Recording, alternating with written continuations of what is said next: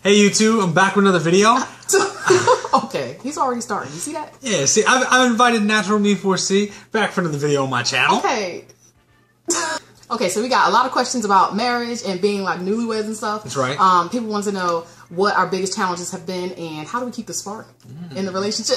So we have five questions here that we would like to answer for you guys. That's right. Here we go. Let's just jump right in. All right, so the first question is, what were our biggest challenges? What were our biggest challenges being newlyweds or newly married? Okay, so the first thing we wrote down was money. Money. Okay. Look, money's a challenge. Okay, money was a challenge then. Money is a challenge now. Okay? It's still a challenge, but we're working through it. We're working through it. When we first got married, we really had very little money. You know, we were in a long distance relationship, so a lot of our money went to traveling back and forth so we could visit each other. Not a lot of savings, and the credit cards were our friend. All right, so we had very humble beginnings. Okay, we had a 2-bedroom apartment. It was kind of rough. Okay, it was rough in there. It was a little rough around the edges in there. Yeah, oh yeah, it was rough around the edges, the middle, the outside, the inside. The whole thing was rough. We've upgraded a little bit in certain aspects of our lives. We made it very important to make sure that we don't depend on anybody besides ourselves. Right, that was very important to us from jump. We wanted to make sure that if we were grown enough to get married, that's right, then we were going to be grown enough to take care of ourselves. That's right. It's just us. Make it work. It's just us. Yeah, and we found that it's a beautiful thing. All right, you struggle together, you build the relationship, you build the foundation together. It's super strong when you ain't got nothing else. All right, when you got nothing else, you got to worry about what you're going to eat. You look at each other. Yeah, okay. It wasn't like that. Okay, it was not. It wasn't that deep. Okay, so another struggle we had as newlyweds was schedules. Yeah. You know, I was the one who moved back here, so I didn't have a job, and he was doing all the working, so he was at work like all the time. Look, I had to hustle. As we said, we were only dependent on each other. We had to find a way to make it work. We didn't have a lot of money, and I wanted more money. So I had to work. You know, I got to try to build a castle for my queen. Oh my gosh. I got to get up out this apartment. So I was home, and he was out working, so it was very difficult for us to spend time together because he was working all the time. But when we did spend time together, the flame was burning. Okay. It was burning. Inferno. You're not putting that in there. What? You're not putting that in there. All right, so another challenge that we had, and it seems like we still may be struggling with it, is learning how to coexist. Yes. Okay? At times, we have different definitions of what we consider to be clean. Okay. It should not even be an issue because clean is clean. No, but at the end of the day, it's learning how to coexist. Right. You know, we didn't live together before we married. So, it would, you know, I'm trying to learn how to live with her and what she likes. She's trying to live with me and learn what I like. So that was a bit of a process. Yes, so yeah, we just had to get used to like each other's habits and try not to get irritated by each other's habits. Okay, so the next question we have is, what were our biggest challenges as parents or new parents? It's tough. Parenting's tough. You really don't know what you're doing. Yeah, so I mean, we pretty much were freaking out about everything with our first child. We wanted to make sure that we got everything right. Make sure he was fed, changed, swaddled. You know what? You know what didn't help? You know what didn't help? We had a preemie. Okay, we'll let you guys in a little bit. We had a preemie. So he came home. Everything was great. So we bring him home from the hospital, and we put him in the car seat. And they're like, okay, well, because he's a preemie, he's little. He's like 2 pounds. You got to put a blanket here, and a blanket here, and a blanket here, and a blanket here. And he was like this in the car seat because he was so little. So we get him home, and he's got to come home. He's hooked up to this monitor. Yeah. So we hook him up to the monitor, and this monitor would go off, right? Now, they trained us on the monitor. We had like an hour training on the monitor. Oh my God. They train. Then when the monitor goes off, it means that either something's wrong with his breathing or something's wrong with his heart.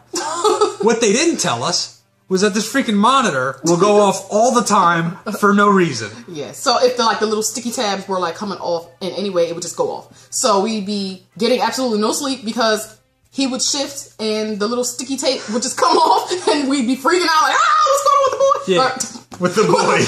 What's going on with the baby? Is he okay? Yeah. And just, it was just so we would run around the corner, and we'd pick him up, and he'd be like, dude, he would start crying. He's like, dude, why are you waking me up? We're like, and I'm like, the alarm's going off. You didn't hear the alarm go off? From jump, you know, having any children at all, you're going to realize that there is absolutely no downtime. There's always something that needs to be done around the house. Somebody always needs some kind of attention. Something's always spilled, broken, tore up. Somebody needs to be changed, showered. Okay. Somebody wants some juice? Some donuts or something? So there's always something to be done, especially if you're a stay-at-home mom. So that was a very big challenge for me. That's one of the biggest things I respect and love about you is that, you know, you do such an awesome job with our kids being a stay-at-home mom. It's awesome. All right, so the next question is... Oh, no. I'm going to ask it so I give her an opportunity to answer this one. You know what? So how do we keep the spark? How do we stoke the flame? Okay, so I'm not going to go into details, okay? But I will say that we've always been very flirty with each other. So that still exists. That still happens all the time. He's always flirting with me. Okay, yeah, you bet I am. I'm always flirting with him too. So, but none of that's changed. We are still very playful with each other. We want to have fun with each other. We had a lot of fun through our relationship. We have a lot of fun now, so it's important not to lose sight of that. So to keep that flame going, we are super flirty. Yes, and we always make sure that we know how each other feel. Date nights and stuff are very rare, like outdoors. Usually we just try to do like a movie night or something like that. Other than that, we don't really go anywhere unless it's with our children. They're always with us. We're trying to work on, trying to figure out some kind of way for us to date each other outside the house. Okay, so the next question we got is, how do we feel about premarital counseling and prenups? Yeah, you do counseling, go ahead. Okay, so I think that premarital counseling is a great idea. So we did go through some premarital counseling. We didn't have like a lot of it, but we had enough of it. And it definitely just allowed us to make sure that we were both on the same page with what we wanted out of our marriage. But, counseling allows you to understand the commitment that you're about to make. Right. We knew we were both on the same page with, we're getting married once, and that's it. There's not going to be any way out of it. So if we make this commitment, that's going to be what it is. Exactly. And socks on the floor, TV on while you're trying to go to sleep, whatever the case may be. How he only saying stuff that he does. Yeah, I'm smart enough not to say the things that she does. Yeah, It's not worth it. It ain't worth it. All right. So yeah, where there's those things, we're together forever. So, you understand that commitment and you know that, hey, regardless of what happens, we have to make this thing work. Exactly. Once you say I do, there's no leaving. How do we feel about prenuptial agreements? Okay, so we kind of feel like when you make the commitment to get married, it should be for the right reasons from jump. You should know that you two are going to be able to stick through the rough times together. Prenups just prepare you for divorce or separation, which is not the goal in marriage. All right, so I'm going to keep it real. Okay, I'm going to keep it real. And hopefully I don't offend nobody. But here's how I feel about prenups. I think that if you're presented with a prenup or you think you may want to get a prenup done before you get married, don't even bother getting married. Okay, that's how I feel about it. Saying, hey, look, anything I brought into this, it's coming with me if this don't work out. If we break up, I'm going to not like you so much that I want to take everything I brought in here with me. So I just think that if that's the situation, don't even bother. Don't even bother getting married. I think that you got to be decisive in what you want. If it's a marriage, then you have to understand what you're going to undertake by having a marriage or getting married. Yeah. If you want a relationship, that's something completely different. If you don't want to be married and you just want a relationship, you don't need a prenup. You got to worry about it. But you just got to make sure that the person you're with wants a relationship and not a marriage. Because if they want a marriage, they don't want no prenup.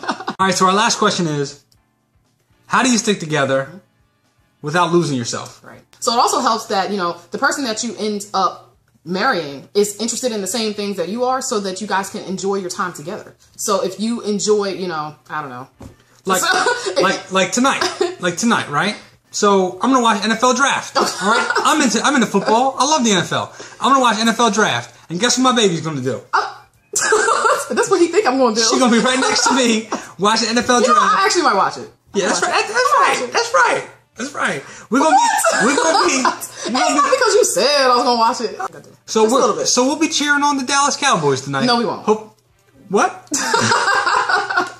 All right, now, like in any relationship, right? There are going to be some times where maybe you want some alone time. Maybe there's some things that you want to do that maybe the other person in the relationship does like to do them as well. But you know what? I need some me time. Right. Okay, it happens. There are certain things that we like to do. So in those times, especially because we don't have babysitters and stuff like that, it's important to support each other. Exactly. All right? Definitely. To be supportive and understand, hey, you know what? I'm going to take the kids tonight. I'll take them. You focus on doing what you want to do. Let's go ahead and give you a break tonight. Go do whatever you want to do. Which typically is go shopping at Kohl's. Okay. Okay? That is not what I normally do. Okay, it's go shopping at Kohl's or stop by Target and pick up some Shea Moisture Coconut and Hibiscus. Okay, but I'm happy about that. I'm happy she came home with that. Oh, yeah, because it's for you too. That's right. That's right. All right, so those are the questions we were asked about marriage. Some of the questions we were asked about marriage. We tried our best to answer them. As you've heard multiple times throughout the video, the most important part is the commitment. Yes. Okay? The commitment you make to each other, the vows you guys decide to take, or the vows you decide to take, are super critical. Yeah. So once again, it's just very important to honor the commitments that you made, and you know, remember the reasons why you got married. Remember your wedding vows and take them very seriously. So we hope you enjoy watching this video. We will see you very soon in another one. Take care. Thanks for taking the time to wind down with us tonight. We hope you had fun. Let's go again tomorrow. Good night.